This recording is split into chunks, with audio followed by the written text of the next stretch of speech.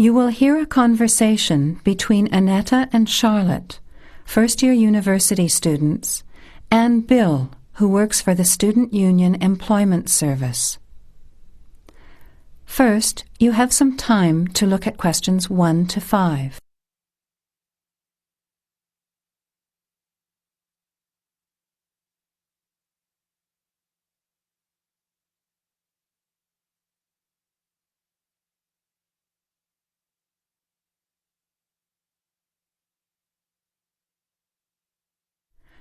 Now, let's begin. Answer the questions as you listen. You will not hear the recording a second time. Listen carefully to the conversation and answer questions 1 to 5. Hi, Bill. This is my friend Charlotte. She's doing first-year science too. Pleased to meet you, Charlotte. Annetta told me you want some part-time work. Now, I just have to complete your details on the computer. What's your surname? Johnston. With an E? Yes. Johnstone.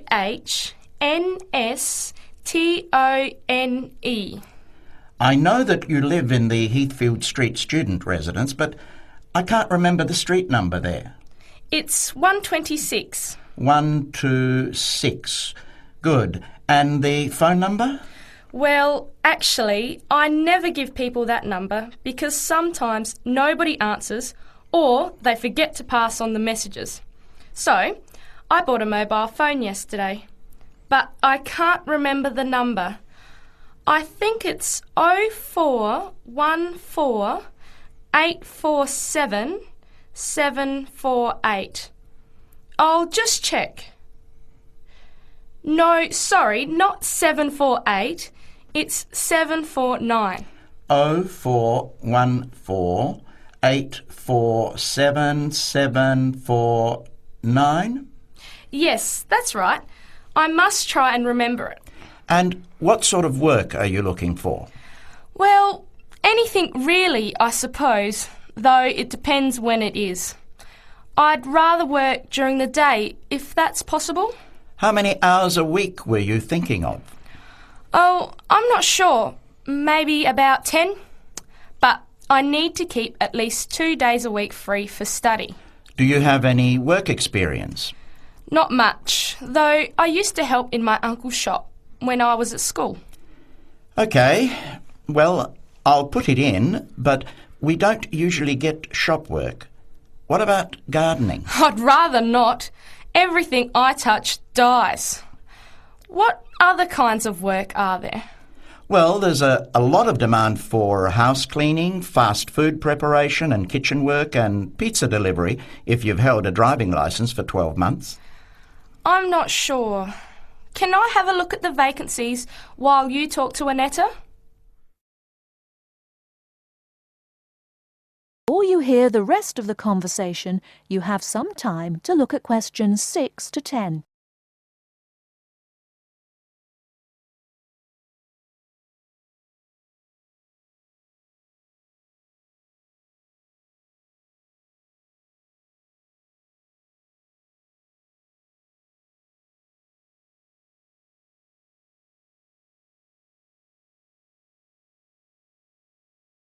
Now listen and answer questions 6 to 10.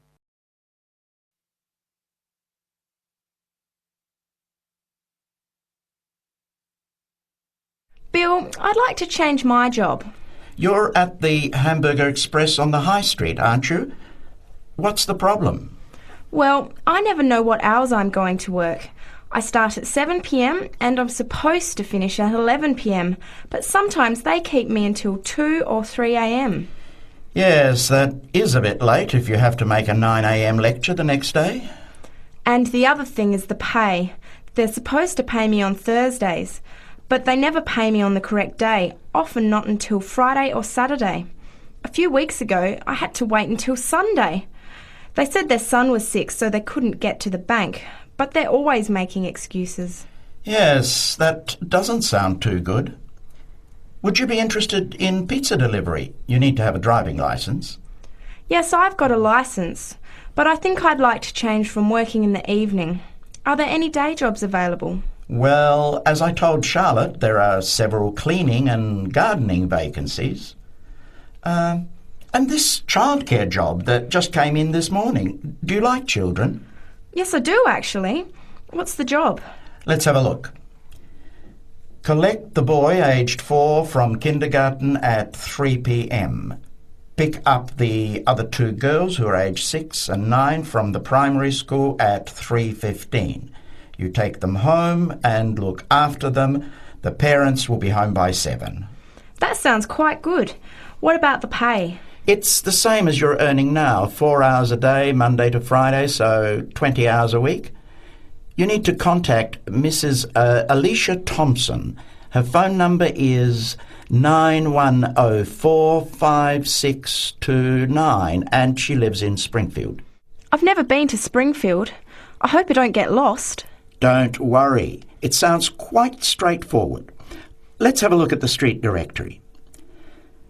The Thompsons live here in Tulip Street, number 252. So you catch the 631 bus, get off here next to the post office in Daisy Terrace. Walk past the post office to the corner, and on the opposite corner is the kindergarten. Then walk down Daffodil Place and cross over to the primary school. Then keep going down Daffodil Place to the corner and turn right into Tulip Street.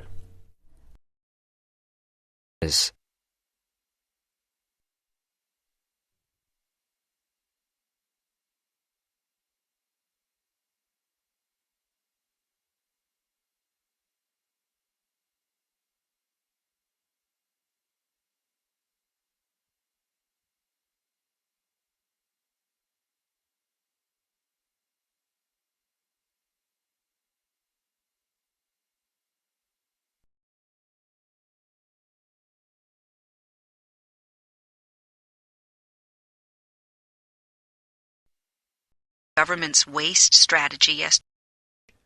First, look at questions 11 to 14.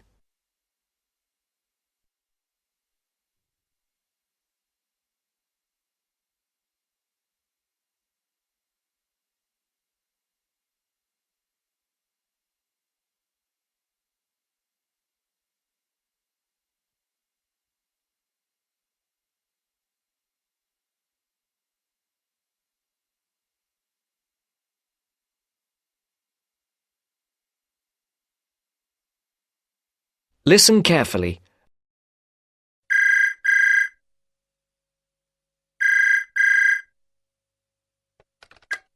Good afternoon, Dr. Dartford speaking.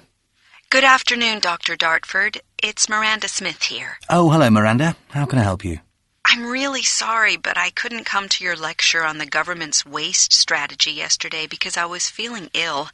My essay has to be handed in 2 weeks' time, and I'm worried I might have missed something important.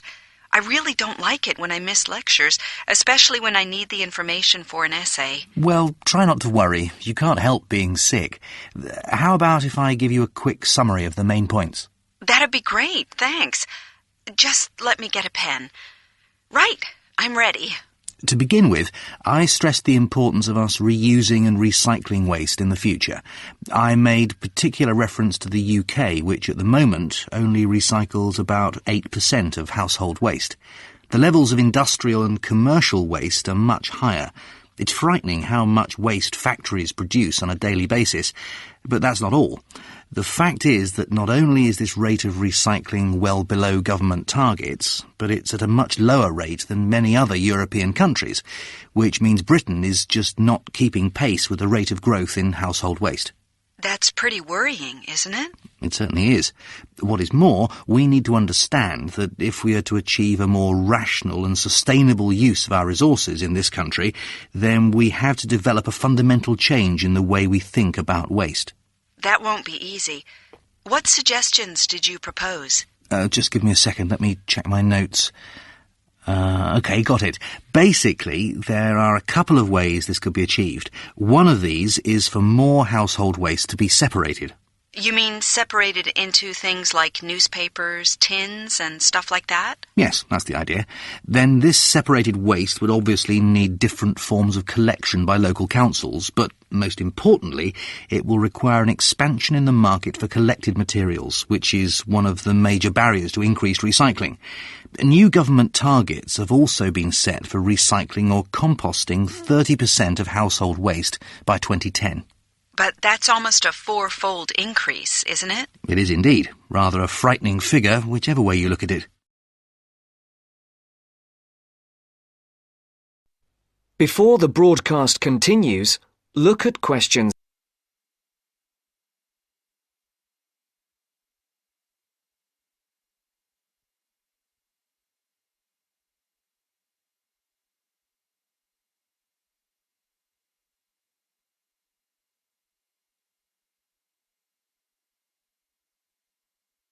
You will now listen to the second part of the talk. As you say, it's a four-fold increase, but my guess is it won't stop there. You must remember the previous government found that setting targets is one thing, but if the practical policies are not in place, nothing will happen. So what is the government planning to do about all this waste? Well, apparently they're going to publish a final strategy setting out a range of policies to start and sustain the necessary changes. But the interesting part for me was that it's not only up to the government.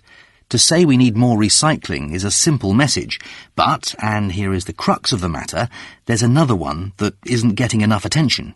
Really? What's that? It's quite obvious, really. It's us, the general public. We have to reduce the amount of waste we make. It's our responsibility. Did you know that every hour enough waste is produced to fill the Sydney Opera House, and the rate is increasing? Actually, now you mention it, I remember reading somewhere that the reason for all this waste is our increasing wealth and the changes to our lifestyles. I guess it's quite obvious when you really think about it. I mean, it's things like shops and supermarkets selling more pre-packaged foods and ready-made meals. Convenience is the key. People simply want their lives to be more convenient. And there's also technological change that brings pressure to make people change their domestic appliances for newer models. I never thought about that, but you're right. And I'm just as guilty. I threw out my old stereo so I could have a better model, even though there wasn't really anything wrong with the old one. You see, you're a classic example that changing our present throwaway culture is going to be an enormous challenge. At the end of the day, consumers will have an important role to play. It could all boil down to their choices and their willingness to support recycling by sorting their waste and accepting more recycled products.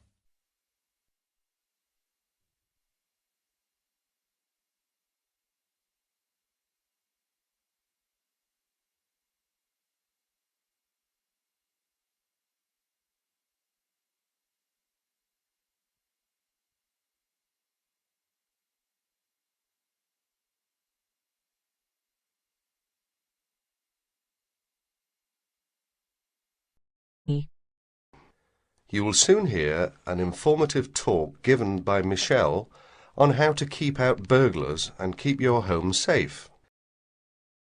First, you have some time to look at questions 21 to 26.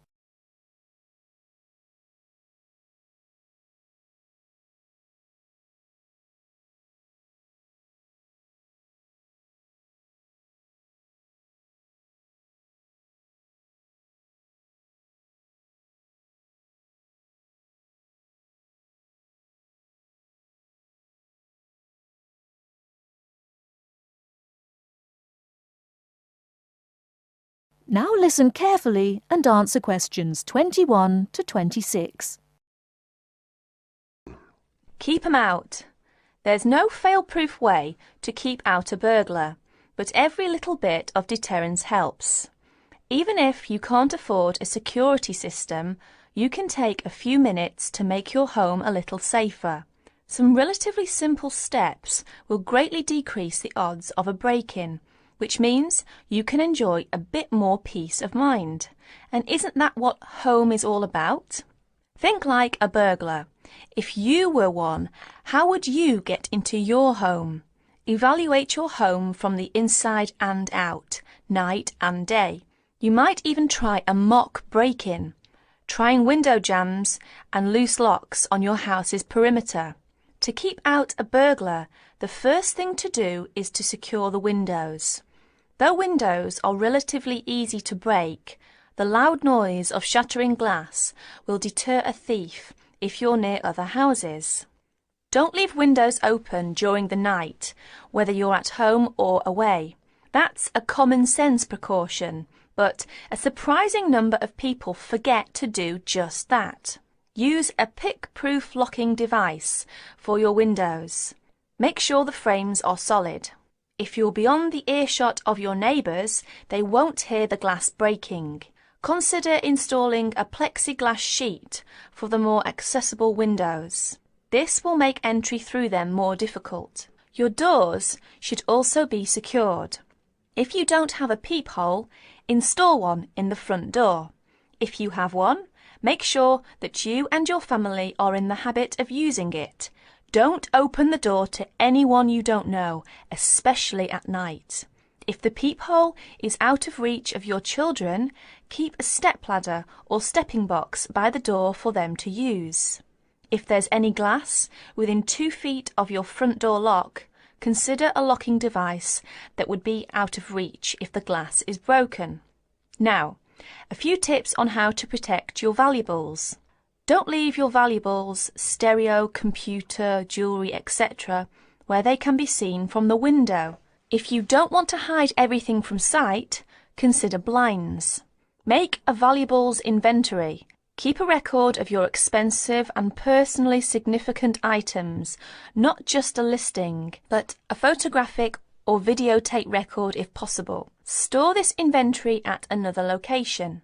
This is helpful for both the police and the insurance agency to identify the stolen goods.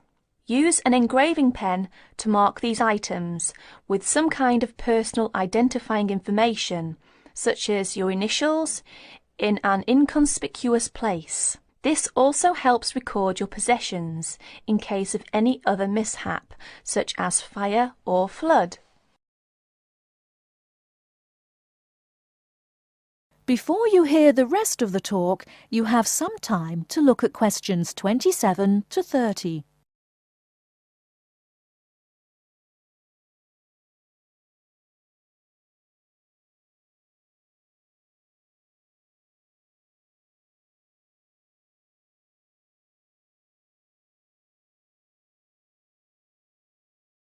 Now listen and answer questions 27 to 30.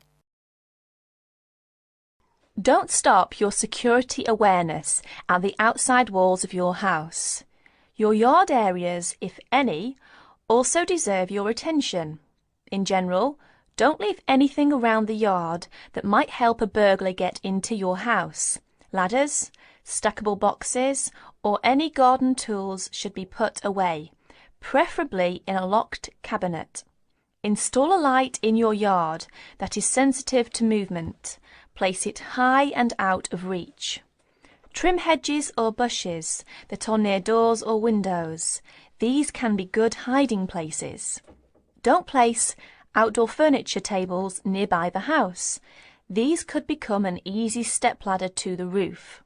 When you are on vacation, create the occupancy illusion. Maybe you laughed at your mother for leaving the lights on and the radio playing while she left for vacation, but she had the right idea. Those steps aren't quite enough, so try these strategies. Buy electronic timers that turn lights on and off at different times. Hook up a timer to your TV for a few hours each evening. Turn up the volume too. Not enough to annoy the neighbours, just enough that a lurker at the windowsill couldn't miss hearing it. Have your newspaper and mail delivery suspended. If you don't have time to do this, ask a neighbour to pick them up for you. Ask a neighbour to park in your driveway or parking place. Think about having someone house-sit your home. If it's a relative or friend, it may cost you no more than the contents of your refrigerator. You can also find professional house-sitters or house-sitting services that find someone to stay while you're away. Leave your shades as they are normally, or at least don't close up everyone. One sign of a vacant house is closed shades during the day. Lock your garage door with a padlock. To check your answers.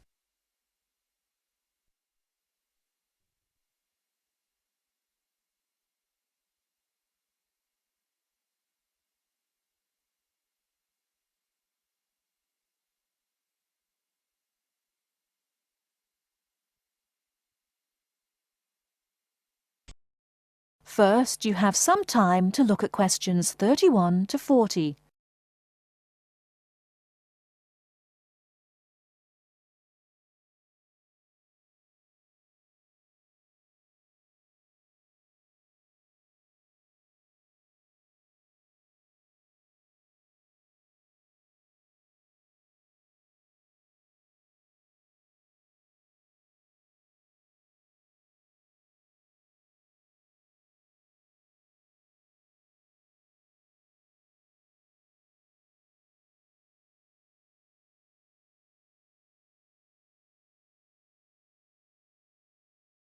Now, listen carefully and answer questions 31 to 40. Many typically American characteristics, individualism, self-reliance, informality, punctuality, and directness, are a result of those values mentioned earlier. Other national traits could also be identified, however. 1. Americans cooperate. Although often competitive, Americans also have a good sense of teamwork and cooperate with others to achieve a goal. 2. Americans are friendly, but in their own way. In general, friendships among Americans tend to be shorter and more casual than friendships among people from other cultures. This has something to do with American mobility and the fact that Americans do not like to be dependent on other people. Americans also tend to compartmentalize friendships, having friends at work, family friends, friends on the softball team, etc. 3. Americans ask a lot of questions, some of which may to you seem pointless, uninformed, or elementary. Someone you have just met may ask you very personal questions. No impertinence is intended. The questions usually grow out of a genuine interest. 4. Americans tend to be internationally naive. Many Americans are not very knowledgeable about international geography or world affairs. They may ask uninformed questions about current events and may display ignorance of world geography. Because the US is not surrounded by many other nations, some Americans tend to ignore the world. 5. Silence makes Americans nervous. Americans are not comfortable with silence. They would rather talk about the weather than deal with silence in a conversation. 6. Americans are open and usually eager to explain. If you do not understand certain behavior or want to know what makes Americans tick, do not hesitate to ask questions. Just as values and traits differ somewhat from one culture to another, so do the personal habits associated with good manners and courtesy. While very often there does not seem to be any particular reason why a particular way of doing something is considered good manners, observing these cultural rules will make Americans more comfortable with you, and therefore you with them. It is, of course, impossible to cover all the possibilities here. If you are unsure in a situation, just ask. Americans like to be helpful. 1. Queuing up or lining up is essential. Courtesy requires that you do not push from behind, stand next to the person being helped, or cut into a line. If you should accidentally bump someone, you should say, "Excuse me." 2. Americans blow their noses into a tissue. Spitting, clearing phlegm, or sniffing as from a cold are considered rude. 3. It is considered poor manners to slurp, chew noisily, or open your mouth while chewing. 4.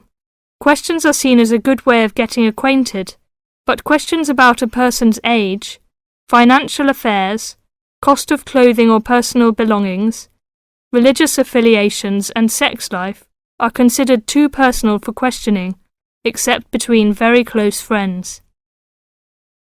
5.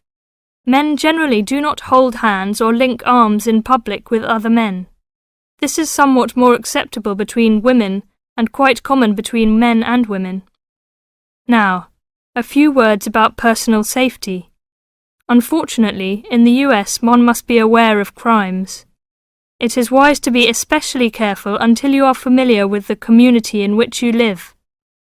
Remember that good judgment and common sense can significantly reduce chances of having an unpleasant and perhaps harmful experience. Basic safety rules include the following. 1. Do not walk alone at night. 2. When you leave your room, apartment or automobile, make sure that all doors are locked and all windows are secured. 3. Do not carry too much cash or wear jewellery of great value. 4. Never accept a ride from a stranger. Do not hitchhike and do not pick up hitchhikers. 5. Be careful of purses and wallets, especially in crowded metropolitan areas where there may be purse snatchers and pickpockets. 6. If a robber threatens you, at home or on the street, try not to resist unless you feel that your life is in danger and you must fight or run away. Give up your valuables as calmly as you can and observe as much as possible about the robber to tell the police when you report the crime. A final note. Keep an open mind.